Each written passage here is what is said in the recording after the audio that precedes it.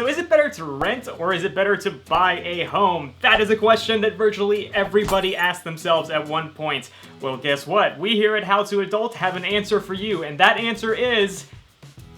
it depends. It depends on you. It depends on things such as your desired lifestyle and your finances. So here are a few things to consider to help you answer that question. Part 1, lifestyle. So maybe you'll see yourself reflected in some of these things. Let's talk renter's lifestyle. Renters tend to move around more. Renters are free to chase job opportunities in other cities or states. They don't have to spend their nights and weekends having to do maintenance work on their house or their lawn, but they do tend to pay for that luxury in the form of, on average, higher monthly housing payments. What about the homeowner's lifestyle? Well, homeowners tend to be more settled. Like, owning a house is typically thought of as putting down roots. The transaction costs of buying and selling a home are high, so it's not a good idea to do it often. In fact, the average house needs 5 years of appreciation to earn out the closing and selling costs. At the same time, that stability can be really nice for people with kids or with pets or people who need that sense of consistency in their lives. As long as they're not breaking any rules or laws, homeowners are free to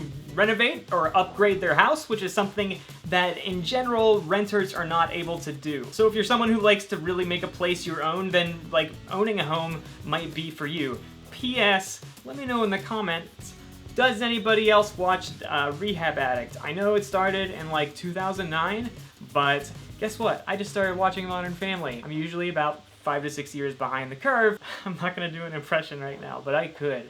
You better believe I could. On the other hand, if spending your weekends painting a fence or whatever, if that sounds like torture to you, then you've got 3 options. 1, hire that work out.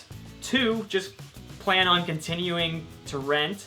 Or 3, become Tom Sawyer, which is what I'm doing. Part 2, finances. Renters typically have higher monthly housing payments, but they don't usually have any other out-of-pocket maintenance costs. And some of those costs can get really big, really fast. Really big, really fast. Once a renter signs a lease, their monthly payments are locked in, so you don't have to have like big emergency maintenance funds if you are a renter. Homeowners, meanwhile, do enjoy that lower monthly payment, but they still have to deal with getting a new roof every 10 years and a new water heater every 7 years, and etc. Renters may enjoy a locked-in monthly rent payment for the 1 or 2 years that their lease runs, but homeowners tend to have a locked-in monthly mortgage payment that doesn't change for 30 years.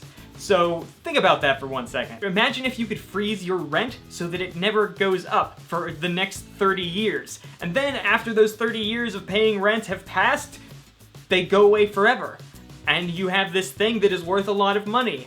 That is the life of the homeowner. Now, it is at this point in the conversation that many renters will bring up property taxes, specifically how they don't have to pay them. That's true, but the landlord isn't just gonna eat the cost. Renters do pay property taxes, maintenance, landscaping. It's just that all of those costs are built in to your monthly rent. Also, homeowners can think of their principal payments going towards the mortgage every month as a kind of forced savings. While renters only get shelter in return for their monthly payments, homeowners get shelter and build equity. Down the line, this equity can be tapped in the form of a home equity loan or line of credit, or can be returned to the homeowner when they sell the house to downsize or move. This forced savings is what most people refer to when they say a home is a great investment. So is being a homeowner always the right financial decision?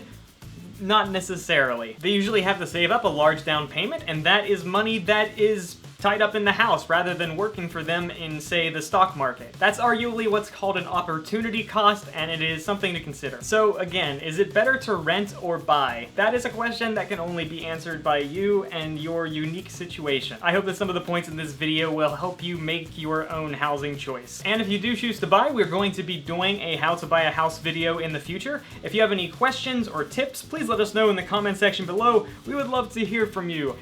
And I will see you guys soon. I love you, bye.